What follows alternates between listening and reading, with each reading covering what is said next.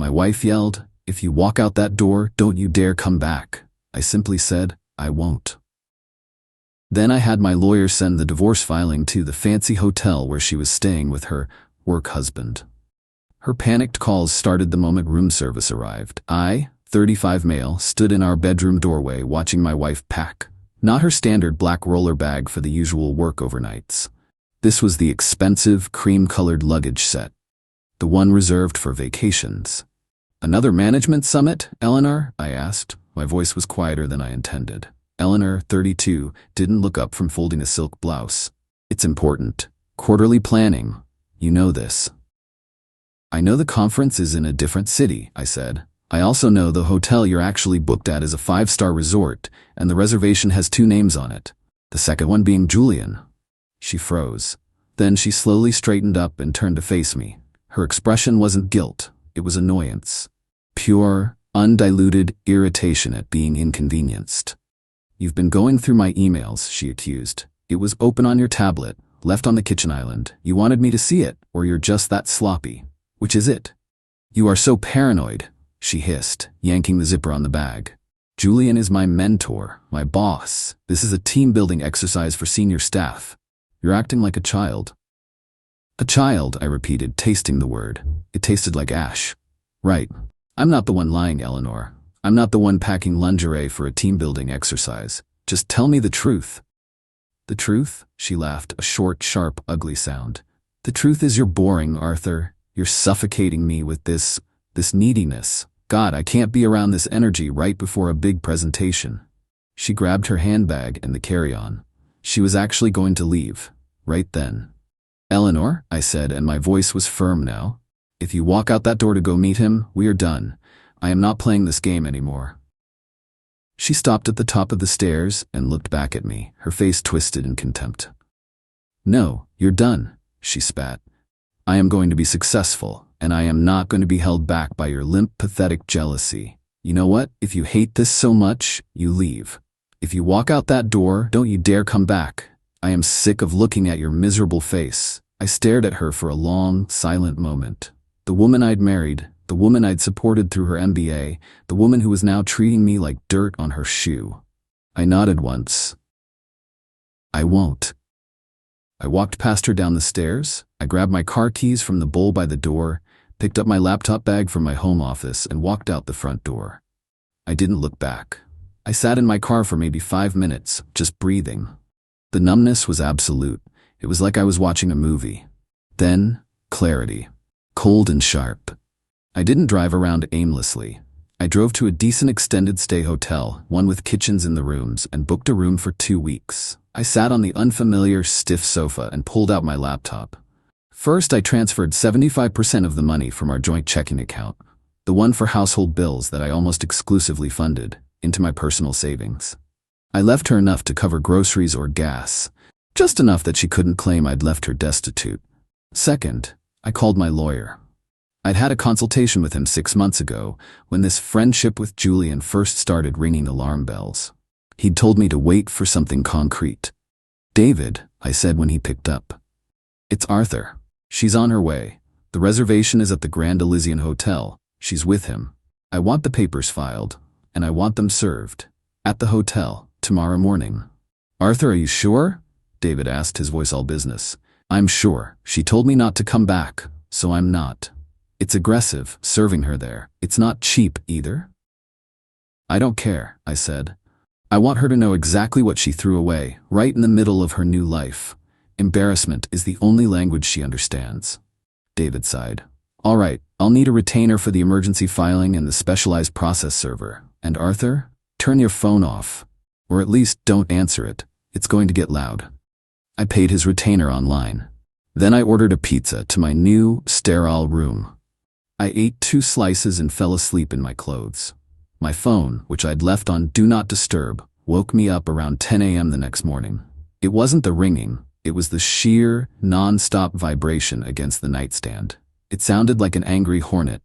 I looked at the screen. 17 missed calls from Eleanor. 8 missed calls from Julian.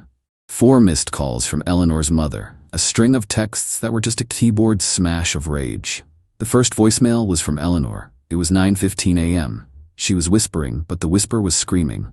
Arthur, what is this? What the hell is this? A man just knocked on my door. He asked if I was Eleanor Vance. He served me divorce papers in front of Julian. Are you insane? The second voicemail, 9:18 a.m. Louder now. You are a psychopath. You did this to humiliate me. Julian is my boss Arthur.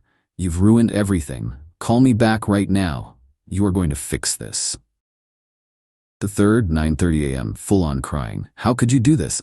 We were just talking. It was a mistake. Arthur, please, I'm at the hotel. Just come here. We can talk, okay? Just call me, please. Then one from Julian, 9:45 a.m. His voice was condescending, trying to sound like the adult in the room.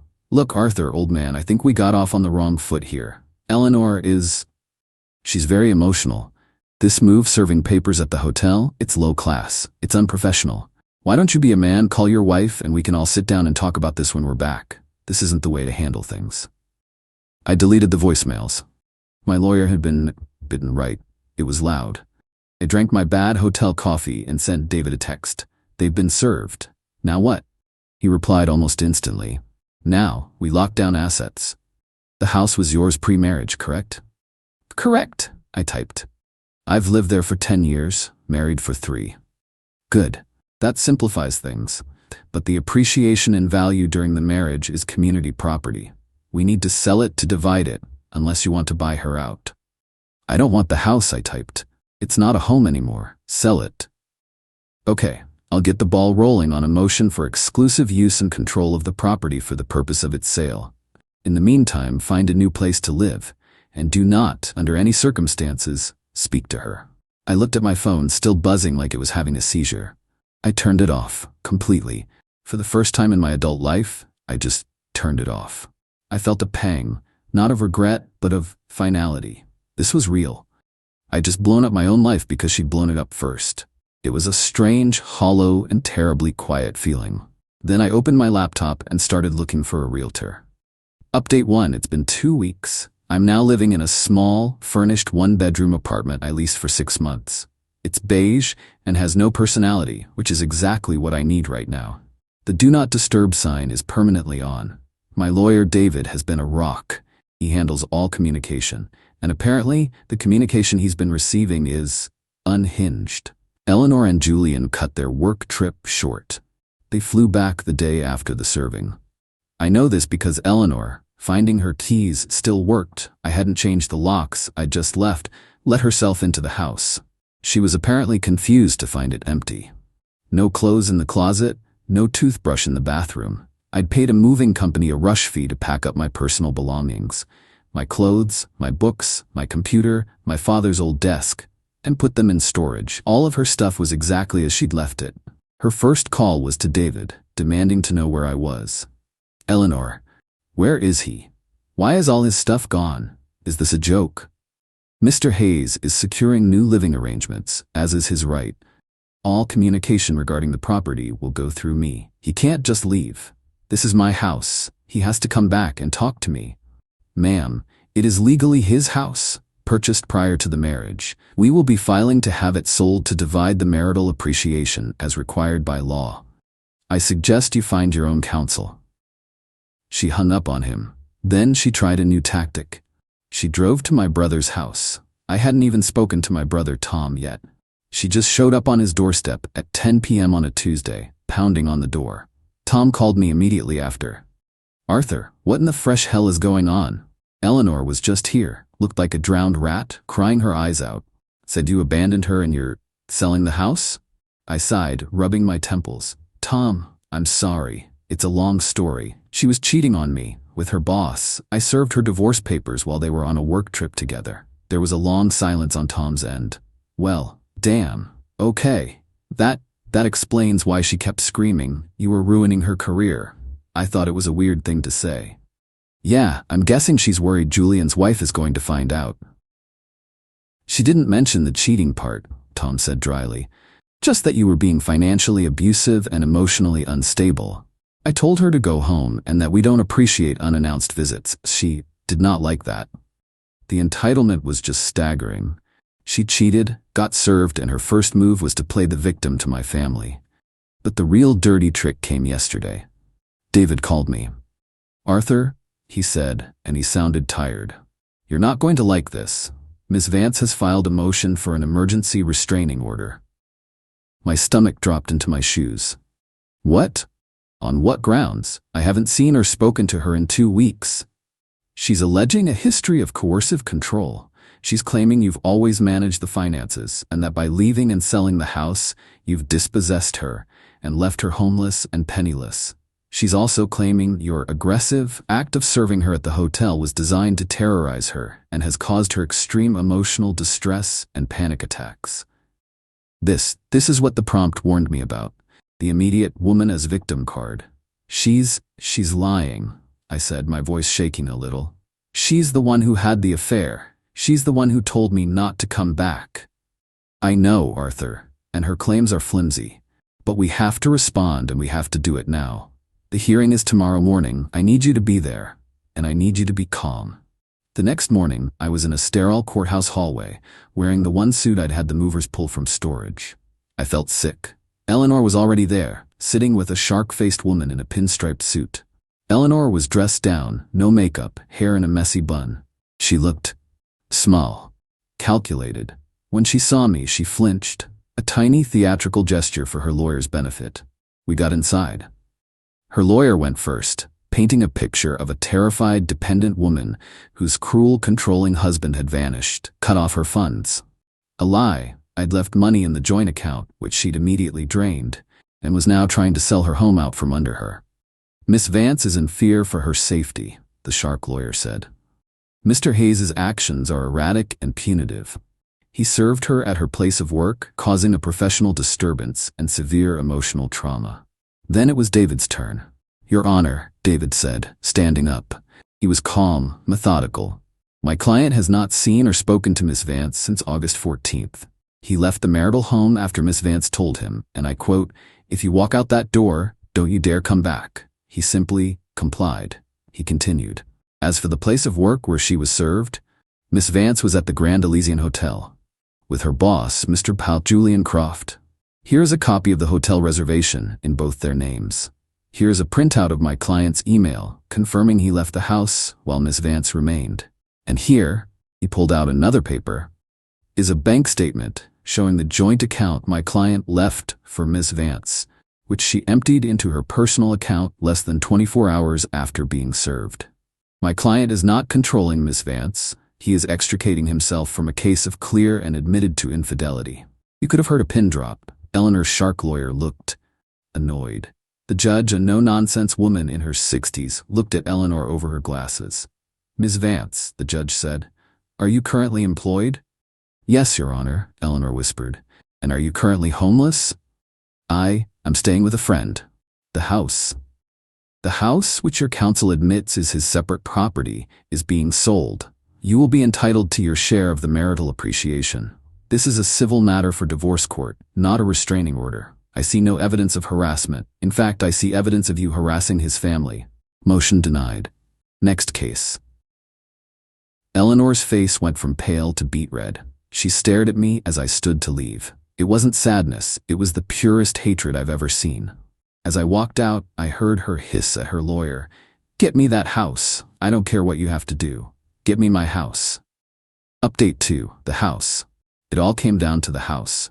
After her restraining order stunt failed, Eleanor's lawyer switched tactics. The house was my premarital property, so she couldn't get the house. But she could make the sale a living nightmare. My realtor, a fantastic woman named Sarah, had the place staged and listed in record time. We got an offer almost immediately. A young family, way over asking, no contingencies. It was a clean, easy sale. Then Eleanor's lawyer filed an emergency injunction to block the sale. The claim? Miss Vance has significant personal property within the home that has not been properly cataloged or returned, and she has not been given adequate access to retrieve it. David called me. "What property? I thought you let her get her stuff." "I did," I said. "She had a full weekend. Her mother and sister were there. They filled a U-Haul. She's claiming you've hidden or stolen several key items. Specifically an antique armoire, her grandmother's china, and something called the celestial weave." I almost dropped the phone. The celestial weave was the name she'd given to a monstrous art piece she'd commissioned 2 years ago. It was a 10-foot wide, 8-foot tall monstrosity of tangled copper pipes, colored glass, and driftwood that was bolted directly into the living room wall. It was, to put it kindly, hideous. I'd hated it since day one. "David," I said slowly.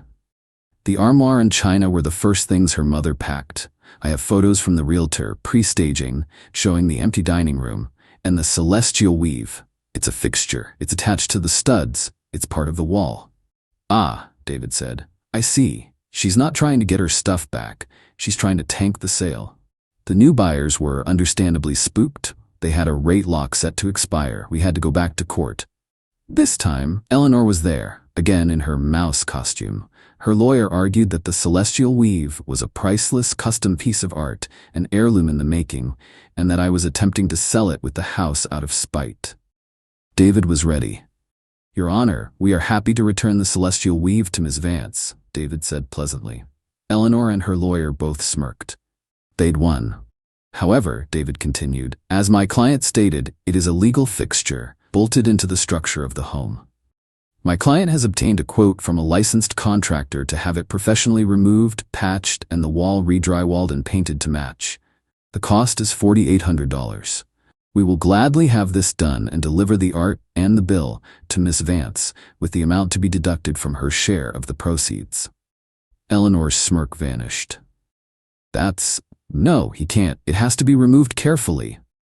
"This is the careful quote," David said, handing the paper to the judge. "We also have a quote from a junk removal service for $600, her choice." The judge looked at the quote, then at the photo of the thing. "Counselor," the judge said to Eleanor's lawyer, "this is junk. You are wasting the court's time.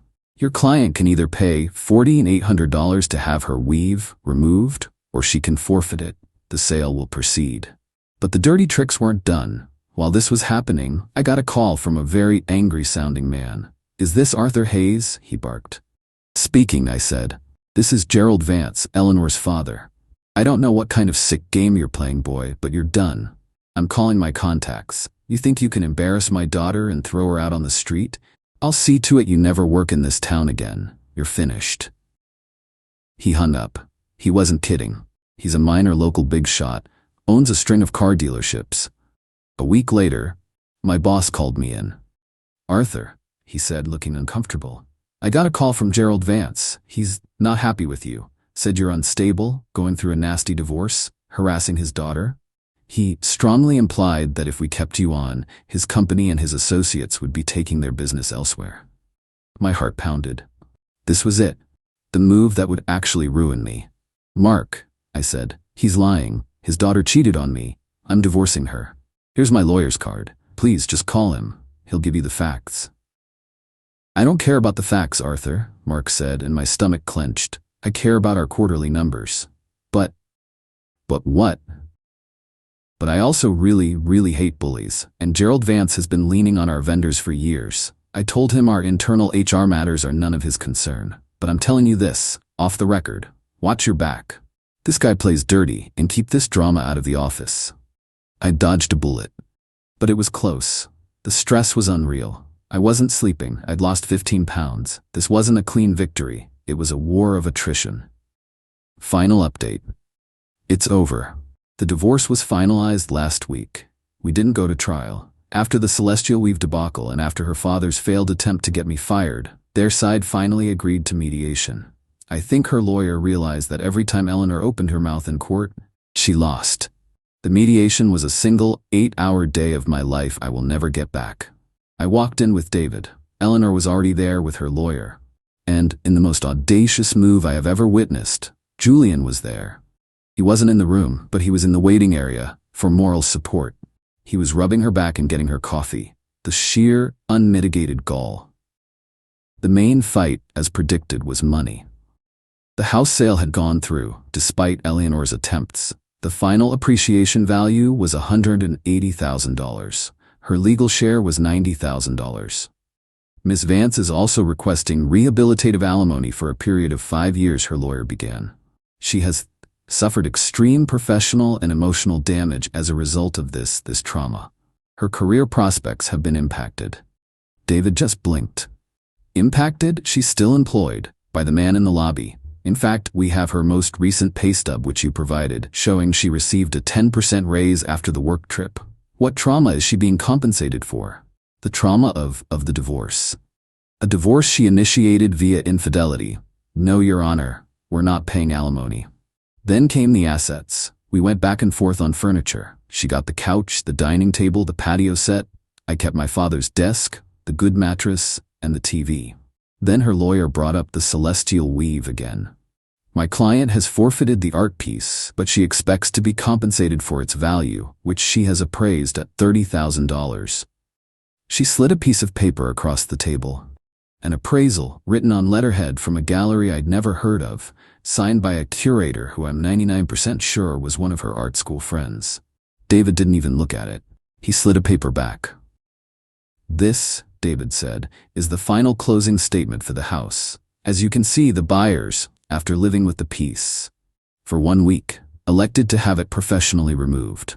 They found it blocked a significant water damage patch that was not disclosed, likely because the piece was installed to hide it. We had to credit them $10,000 for mold remediation and repair. We are deducting half of that, $5,000, from her $90,000 share. Eleanor's lawyer's face went gray. Eleanor just stared. You can't. Eleanor sputtered. That's criminal. You damaged the house.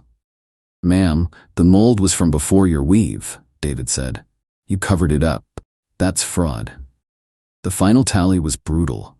Her $90,000 share, minus $5,000 for the mold she hid, minus $2,400 for her half of the cost to remove the weave. The buyers got a different quote. Minus $7,000 for the marital credit card debt she'd run up buying her trip wardrobe, which David had meticulously proven was all her personal post-separation spending.